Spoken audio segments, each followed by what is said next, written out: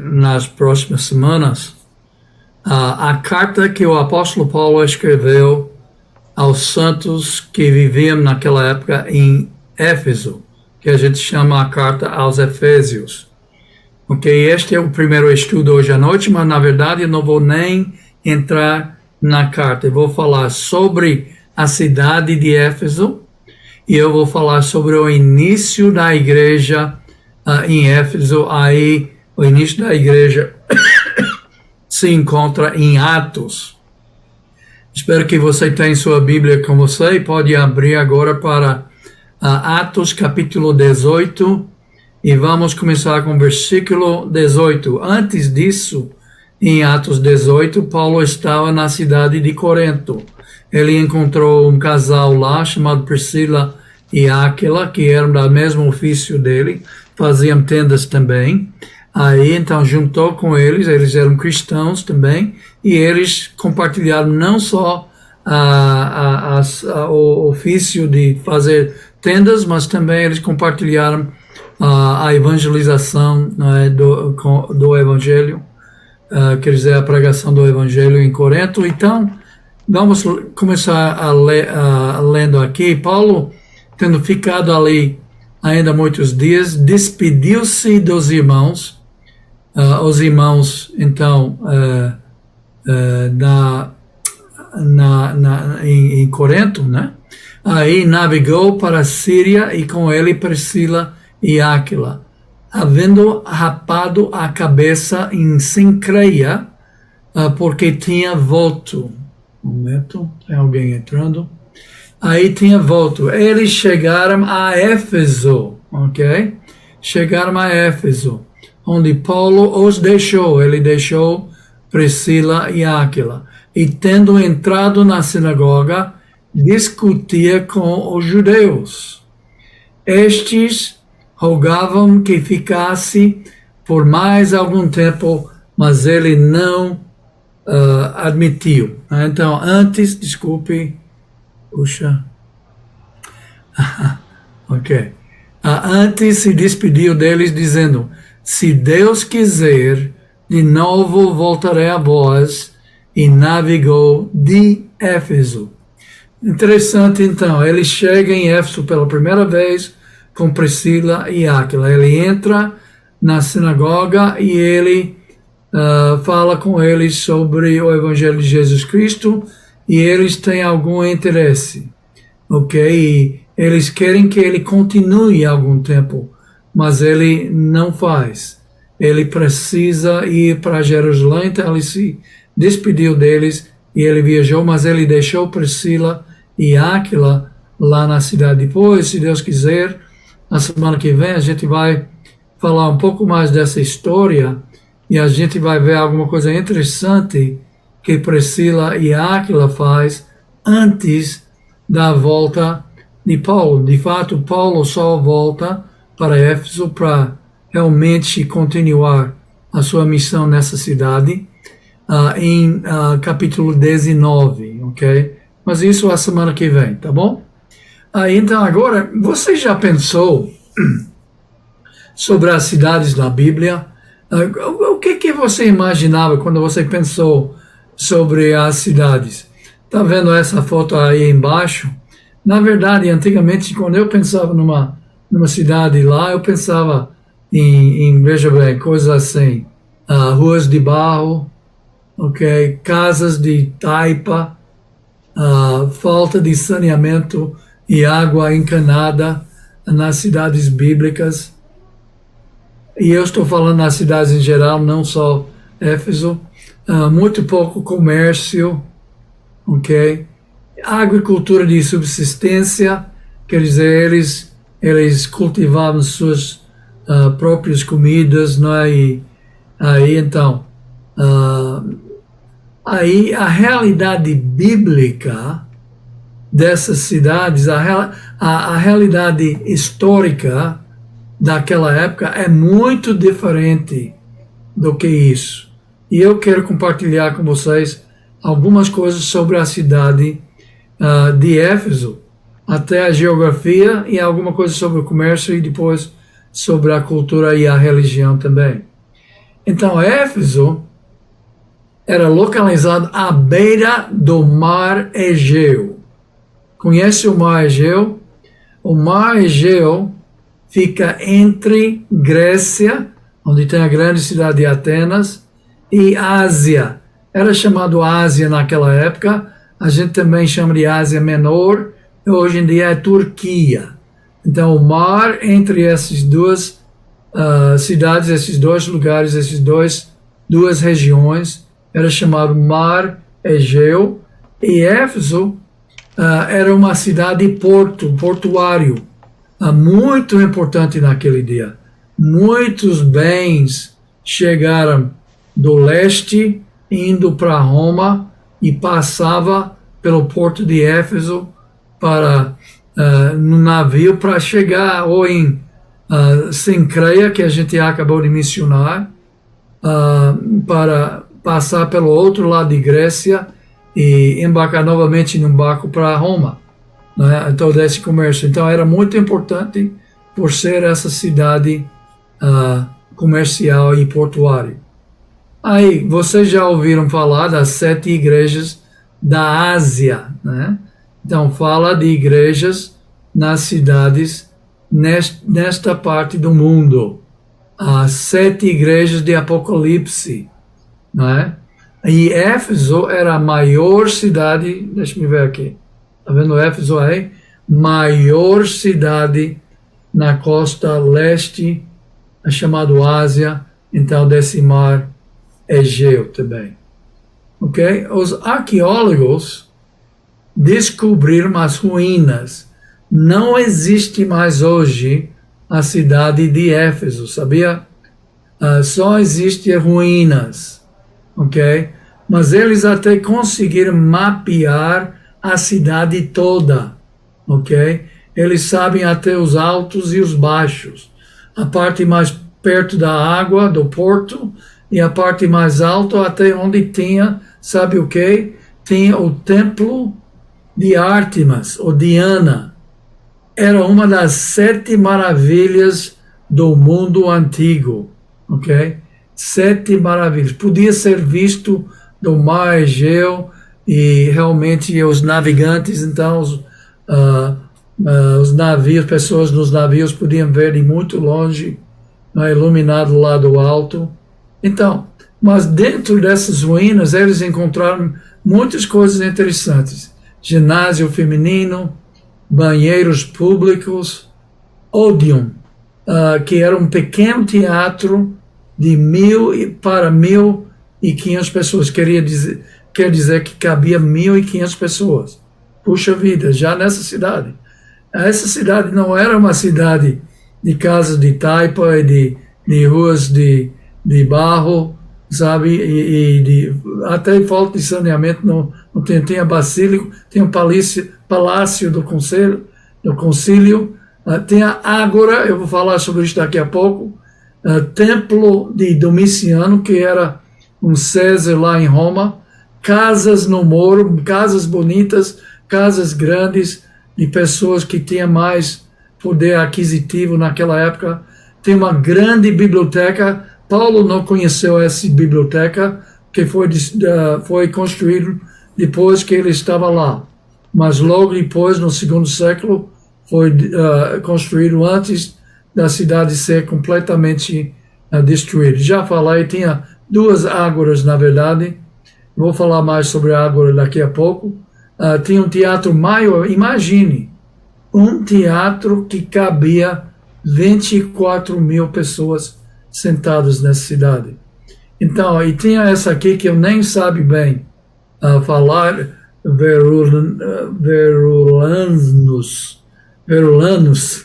ok? Era um centro de esportes, os gregos, né, que são realmente os pais das Olimpíadas, né, naquela época. Então, eles eram muito influentes nessa cidade. Era praticamente uma cidade grega, mesmo não sendo em Grécia.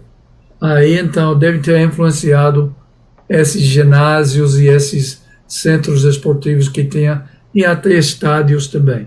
Então, veja bem, era uma cidade moderna para aquela época. Este é ágora. Não é agora, é ágora, ok? Talvez você tenha ouvido falar de agorafobia. Agorafobia. Agorafobia vem dessa palavra em grego. A ágora era um lugar público, era como se fosse uma feira, uma salunca, essa é a palavra certa, como tem lá em Caruaru, eu sei que tem, mas um lugar onde as pessoas traziam seus bens para vender. Os fazendeiros traziam seus mercadorias, sua produção para lá para vender. Então, era um lugar público com muita gente. A agorafobia são pessoas que têm uma doença emocional, pode dizer mental, psicológico, que eles não aguentam lugares onde tem muita gente, ok? Vem dessa palavra. Eles ficam trancados em casa sem sair, ok? Aí então vem desse lugar aqui, e em outras cidades também gregas também.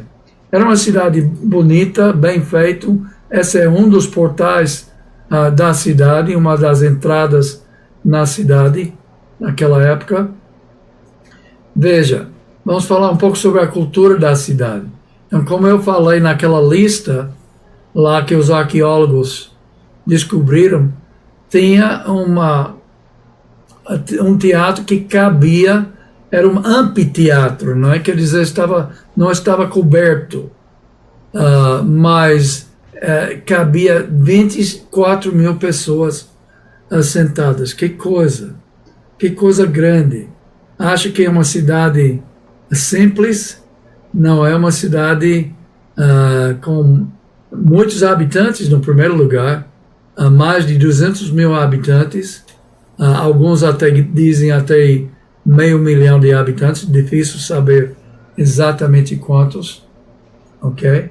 Aí também tinha um teatro menor, como eu falei, parece igual, essas fotos, até talvez eu confundi as fotos, mas existia um teatro menor também, lá que cabia 1.500 pessoas, que já é um grande número para um teatro, onde eles literalmente faziam peças, não é, teatrais. Aí tem uma grande biblioteca lá também.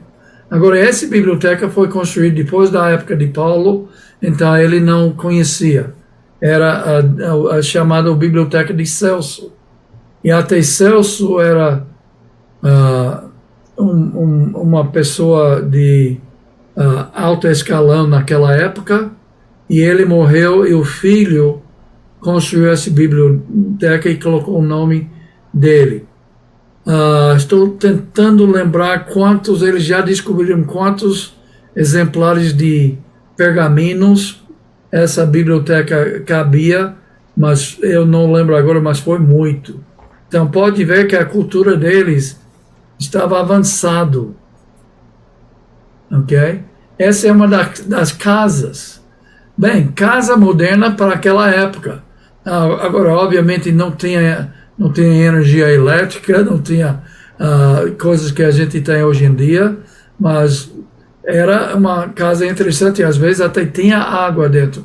Não tinha água encanada, mas tinha água, eles construíam canais, não é, para a água chegar dentro da casa também. Então, casas modernas para aquela época, né? E tinha várias religiões, não é? Eles adoraram até os Césares, não é? E outros deuses, como eu já falei, Diana. Esse também foi encontrado lá, essa deusa aqui, que sabe quem é? É Nike, deusa da vitória. É exatamente onde a marca Nike, está vendo aqui? A marca, você está usando sapatos de tênis de Nike, então talvez você está até honrando uma deusa e nem sabia, né?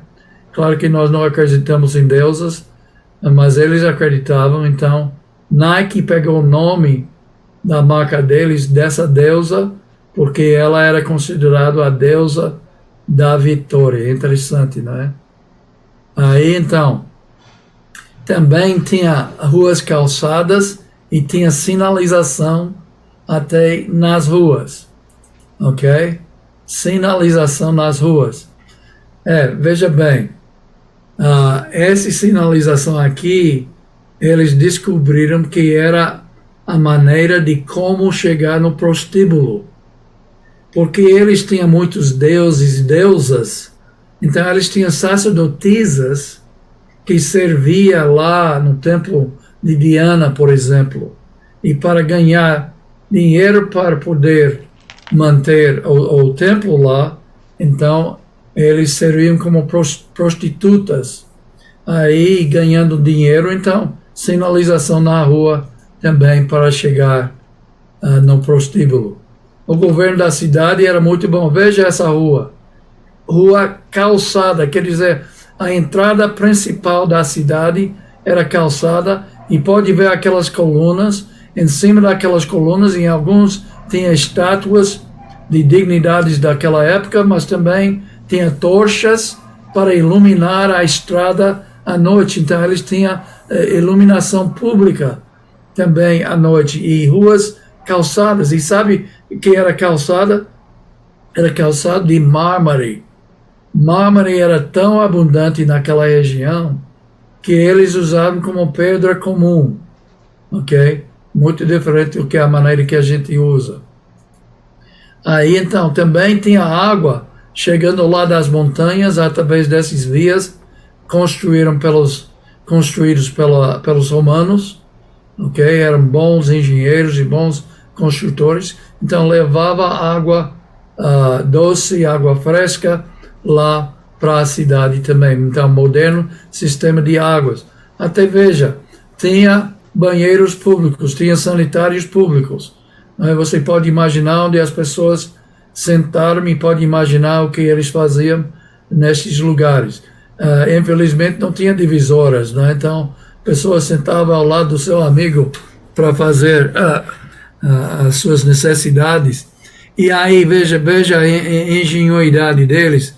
Eles passaram água embaixo aí para levar os excrementos para fora, para longe, né? Então pode ver alguns turistas aí sentados também.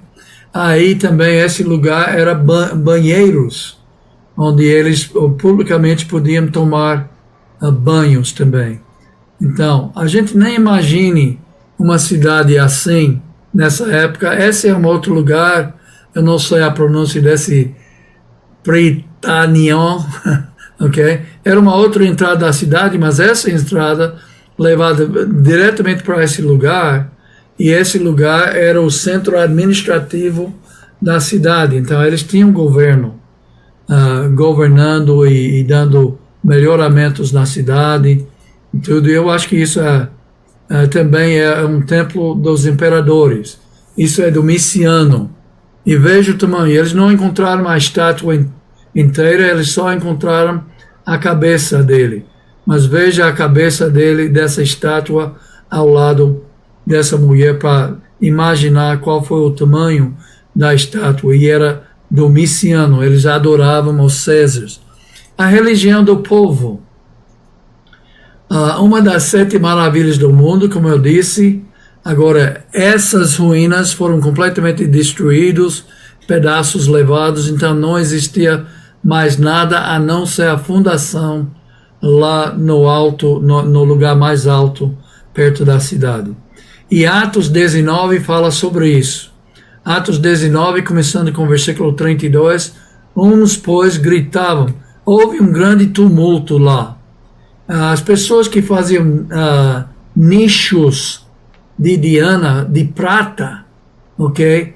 Por causa da pregação de Paulo na cidade, estavam perdendo comércio. Ninguém estava querendo nichos de Diana mais. Aí, então, criou um grande tumulto lá na cidade. Uns, pois, gritavam de modo, outros de outro, porque a assembleia estava em confusão. E a maior parte deles nem sabia por causa se tinha ajuntado. Então tiraram dentro da turba a Alexandre, a quem os judeus impeliram para a frente, e Alexandre, acenando com a mão, queria apresentar uma defesa ao povo. Então esse cristão foi levado lá perante a multidão e ele queria fazer a sua defesa, mas veja o versículo 34. Mas quando perceberam que ele era judeu, todos a uma voz gritaram, e veja bem o que eles gritaram, por quase 2 horas. Essa multidão, esse tumulto em confusão, gritaram, grande é Diana dos Efésios, grande é Diana dos Efésios. Puxa, então, realmente Diana era considerada, pode ver aqui uma imagem que foi encontrada dela, e ela tem muitos seios, porque ela era a deusa da fertilidade. Deusa da fertilidade, ok? Aí então, Ártemis era o nome dado a ela pelos gregos, e foi provavelmente o que era mais usado em Éfeso, e Diana era o que foi dado a ela pelos romanos. Então, a adoração, esse era um centro de adoração a Diana, mas adoraram outros deuses também. Em 19, então, quando Paulo voltar, vamos ler um pouco aqui, eu já vou terminar para hoje à noite. Isso é só uma introdução à igreja, à cidade onde Paulo mandou aquela carta aos Efésios para ser lido lá na congregação. Então, e sucedeu que, enquanto Apolo estava em Corinto, Paulo, tendo atravessado as regiões mais altas, chegou a Éfeso. Paulo entrando na sinagoga. Paulo costumava entrar na sinagoga, ok? Era o costume dele. Qualquer cidade que ele entrava, ele procurava os irmãos judeus dele, né? Ele sendo judeu, na sinagoga. Falou ousadamente por espaço de 3 meses, discutindo e persuadindo acerca do reino de Deus. Mas como alguns deles se endurecessem e não obedecessem, falando mal do caminho, obviamente está falando aqui dos discípulos, da igreja, diante da multidão, apartou-se deles, Paulo, separou-se deles, separou os discípulos, levou discípulos, então obviamente já tinha convertidos lá dentro da sinagoga também, e discutindo diariamente na escola de Tirano.